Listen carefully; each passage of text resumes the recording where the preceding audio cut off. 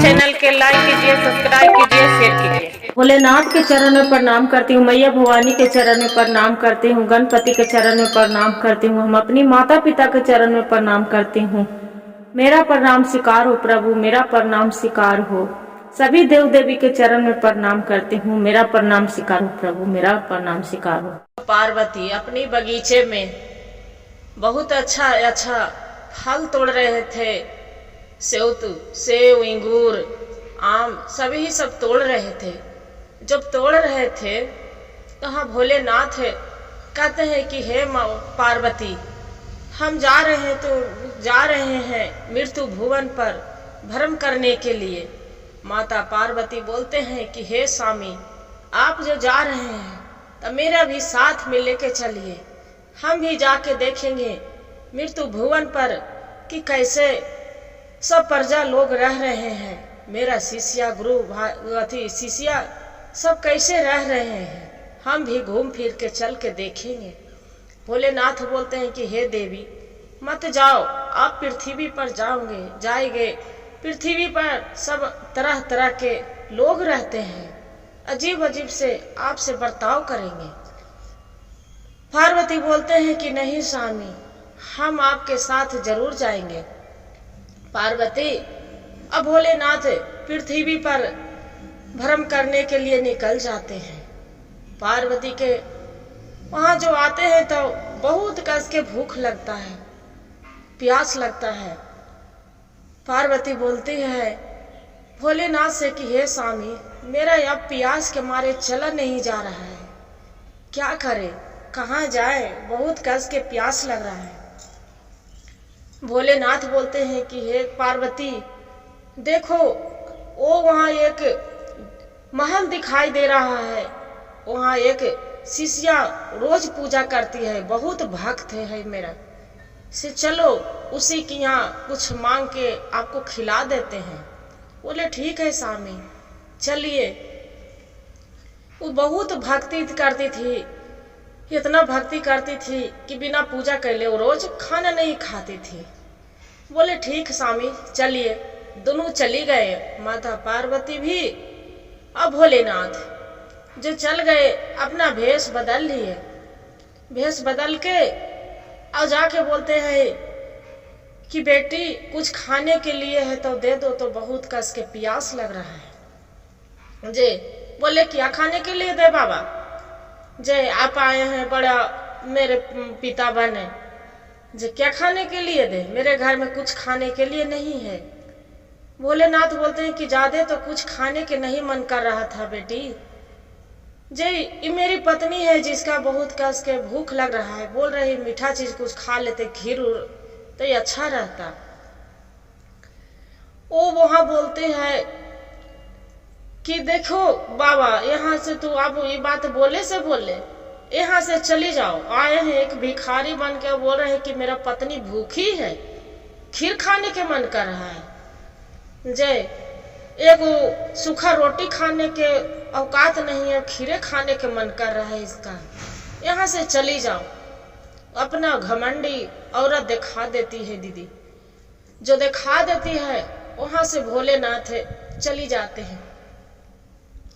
जब चली जाते हैं, चलते चलते देखते हैं कि वहां एक बुढ़िया अपना झोपड़ी के दुआरी पर खड़ा है। तो झोपड़ी के दुआरी पर खड़ा है, बेचारी एकदम गरीब थी। भोलेनाथ जाके बोलते हैं कि माता कुछ खाने के मिलेगा, जो बहुत कस के प्यास लग रहा है। बुढ़िया बोलती है कि ठीक है आइए बाबा, मेरे घर में बैठी है। बेचारी उसका घर में न खटिया रहे, न तो चौकी रहे, न तो पीढ़ा रहे। पहले के जमाने में गुरु बहन एगो चटाई रहते थे, तो वैसे ही बुढ़िया बेचारी क्या किए कि एक चटाई बिछा दी जमीन पर। चटाई बिछा के अब बाबा के बोले कि बाबा आप दोनों यहाँ पर ही बैठ जाइए, जय आप मेरी उम्र के तो आप हैं, दोनों पति पत्नी बैठ जाइए। जाते हैं ये जो पड़ोसी से कुछ मांग के ले आते हैं, अब आपको कुछ ला के खिया देते हैं। हम अपने दरवाजा पर से भूखे कैसे चलाएंगे बाबा। बाबा बोले कि कहाँ जाओगे बच्ची, जे जाके देखो मेरा घर में, अपने ही घर में कुछ जाके देखो माता राम, जरूर कुछ मिल जाएगा। बुढ़िया बोलती है कि ये तो बताइए बाबा, मेरा माता राम बोलते हैं भी, फिर बोलते हैं कि कहाँ जाओगे मांगने के लिए, आपको घर में जरूर कुछ मिल जाएगा। तब मेरा तो छोटा सा एक झोपड़ी है बाबा, मेरे घर में तो कुछ है नहीं, कहाँ से लावे बाबा। बोलते हैं कि जाओ ना, जाकर तो देखो अपना जहाँ खाना बनाते हैं, जहाँ देखो। बुढ़िया बोलती है कि बाबा जहाँ खाना बनाती हूँ झोपड़ी में, तो ये झोपड़ी तो आपको भी बैठाई हूँ, तो मैं कहाँ से कुछ करूँगी, कहाँ कुछ तो है नहीं मेरा घर में। बाबा इतने में पार्वती बोलते हैं माता कि अम्मा एक काम करिए, आप तो देख लीजिए जो खाना बनाते हैं वो जो गंजी है तसला, उसमें ढक्कन लगल है, झाँक उठ घार के तो देखिए, जरूर कुछ होगा। से आप मेरे से खिलाने के मन नहीं है अम्मा, आप झूठ बोल रहे हैं कि मेरे घर में कुछ खाने के नहीं है। बोलते हैं नहीं नहीं बेटी, ऐसा बात नहीं है। जाके बुढ़िया माता के कहने पर जाके उघार के देखती है, उघार के देखती है तो उसमें भरल पूरा चावल, एगो में देख रही तो आटा है। बोलते हैं कि ये तो आटा चावल सच में है। बुढ़िया के मन में बहुत चकित लगे, क्या करे कि बुढ़िया खाना बनाई खीर और दोनों के खिया पिया दिए। शाम होने लगे, माता पार्वती और भोलेनाथ वहां से दोनों चलने लगे। बुढ़िया बोलती है कि ये तो बताओ बेटा, ये तो शाम हो गया, अब कहाँ जाएंगे, जे उस बेर डूबे जाएंगे कोई अच्छा नहीं लगेगा, रात्रि के समय है, अंधेरी रात है, आप कहाँ जाएंगे, मत जाइए, रात भर यही कुटिया में आप रुक जाइए। बोले कि ठीक है रुक जाते हैं। रात भर रुक गए, जब रुक गए तो बच गए बासी खीर, बासी खीर बच गए गुरु बहन। तब बुढ़िया अम्मा से पूछते हैं, बुढ़िया अम्मा बोलती है भोरे उठ के जाने लगे दोनों माता पार्वती और भोलेनाथ। बुढ़िया बोलती है देख रहे हैं कि पूरा घर में होकर अरे दूरे भरल है। बोल रहे कि ये तो खीर आप लेते जाते तो अच्छा रहता है, ये खीर मेरे घर में तो कोई है नहीं, अब ऐसे ये खाना हम खाते ही नहीं, ये खीर क्या करेंगे, आपको दोनों के रास्ते में खाने के लिए हो जाएगा। अब सुबह सुबह इतना उठ के जा रहे हैं, घर में रहते तब कुछ खिया पिया के भेजते बेटा। बोले कि कोई बात नहीं। जे बोले कि अम्मा एक काम करना, ये जो खीर है अपना नाती पोता के खिला दो, अपना बेटा पुतों के खिला दो। बुढ़िया बोलती है कि तो मेरा घर में तो हम अकेला हूँ, मेरा बेटा पुतू तो कोई है ही नहीं, जे देख लो मेरा बेटा पुतू सब छोड़ के चला गया है। माता पार्वती भोलेनाथ ध्यान धरते हैं तो देख ले हैं कि अगर बेटा पुतू सब ऊपर गए हैं, अपना शक्ति से भोलेनाथ उसका बेटा पुतू के ला देते हैं। देखते हैं कि बुढ़िया देखो तो आप कैसे अम्मा बोल रही कि मेरे घर में बेटा पुतू नहीं है, आपको उस दरवाजे पर तो सामने पोता पोती दुआरी पर जाकर निकल के देखिए, आपको तो सब खड़ा है। दादी की दादी करते करते देखती है बुढ़िया तो सच में ओकर पुतो और बेटा सामने माँ माँ करके माँ के अपना गला में लपट जाते हैं। बेटा सास बहू रहती है उसका भी चरण दूध छूती है, बच्चे रहती है दादी के गोद में लटक जाती है। बुढ़िया बोलती है कि है आप कोई आम लोग नहीं है, दोनों पति पत्नी तो हैं, बाकी हमरा जैसे आप नहीं है, आप कौन है, सच बता दीजिए और मेरा दर्शन दीजिए प्रभु, आप कौन है।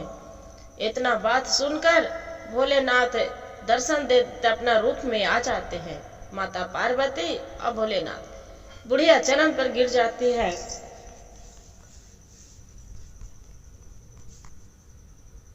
बुढ़िया बोलती है कि हम धन हो गए प्रभु, आपसे हम दर्शन पाके बहुत धन हो गए। हे प्रभु मेरा कितना आप हम कौन सा ऐसा पुण्य किए थे कि आप मेरा दर्शन दिए। हे भोलेनाथ, हे पार्वती, आप तो बहुत धन हो गए। इतना कह के भोलेनाथ आशीर्वाद देते हैं कि देखो आप, हम भूखा प्यासा दुनू आए, आपको घर में एक दाना की निराला नहीं था। आप मेरे लिए बेचैन पड़ोसन से मांगने चले कि हम कुछ आप मांग के ला के खिलाएंगे, उससे क्या होता है पुण्य, ये बताइए। इतना कह के भोलेनाथ आशीर्वाद दिए कि जाओ आप खुशी से, अब कभी जीवन में कुछ कमी नहीं होगा।